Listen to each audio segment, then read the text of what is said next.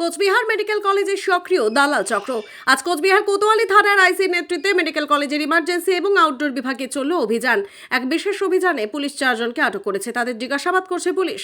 বিভিন্ন সময় কোচবিহার মেডিকেল কলেজের ব্লাড ব্যাংকে রক্তের সংকট দেখা দেয়। তার সাথে উঠে আসে বিভিন্ন দালাল চক্রের অভিযোগ। সেই দালাল চক্র মেটাতেই কোচবিহার থানার এই বিশেষ অভিযান।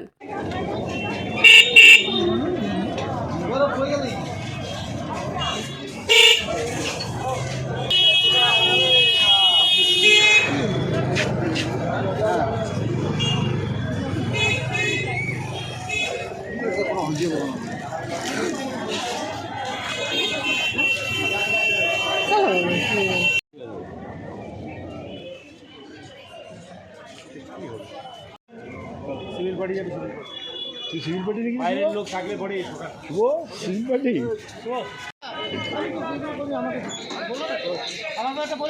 চলুন না চলুন না আরে চলুন না শুধু চলুন না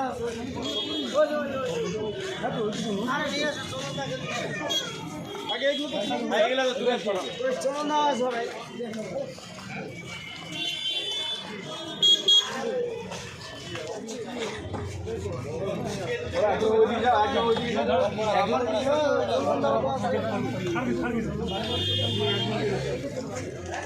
পরে উঠো না